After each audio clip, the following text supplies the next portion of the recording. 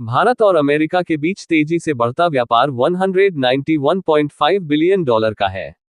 America की एक policy है कि जो देश अमेरिका से एक बार बिजनेस करता है, वह दूसरे देश से बिजनेस डील नहीं करना चाहिए, वरना अमेरिका के बैन का सामना करना पड़ेगा। चाहे वह रशिया भारत हो, चाहे चीन पाकिस्तान रिलेशन। अमेरिका ने रशिया और यूक्रेन वार में रशिया पर कई बैन लगाए, और जब भारत ने रशिया से फ्रेंडली रिलेशन के लिए क्रूड ऑयल खरीदना शुरू किया, तो भारत को भी कई बैन लगाने की धमकी देने लगा।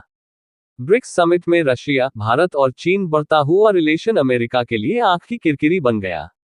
अब अमेरिकी कॉमर्स डिपार्टमेंट ने भारत को बड़ा झटका दिया है। भारत के फ्रोजन झींगा एक्सपोर्ट पर काउंटर वेलिंग ड्यूटी लगा दिया है।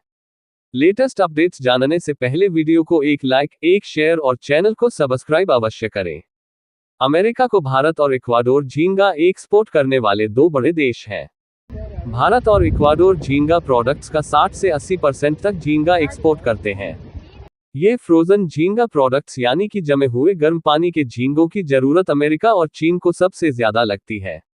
अमेरिका को सबसे ज्यादा भारत और इक्वाडोर 60% तक झींगा एक्सपोर्ट करते हैं।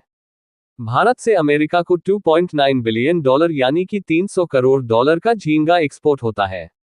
कुछ वक्त से अमेरिका में भारतीय झींगा के दाम भी कम हो गए हैं।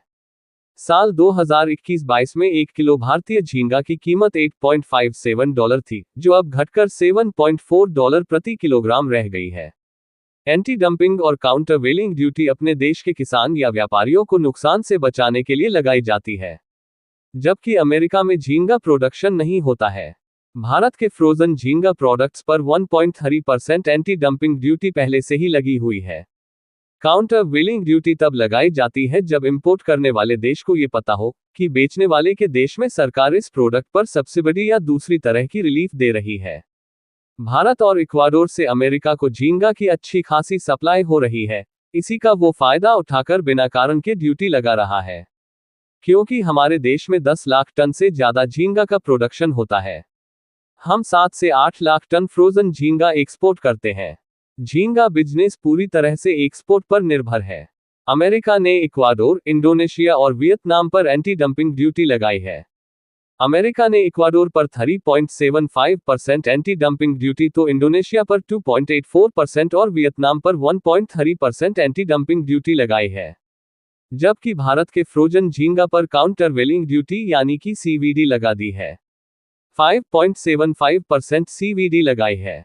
इसके चलते एक बार फिर इंटरनेशनल मार्केट में रेट को लेकर मारामारी शुरू हो जाएगी।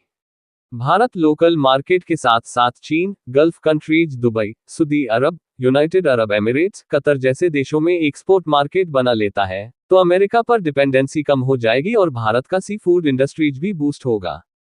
भारत की इस सफलता पर आप कमेंट्स कर जरूर बताएं। वीडियो को एक लाइक, एक शेयर और चैनल को सब्सक्राइब अवश्य करें। जय श्री राम।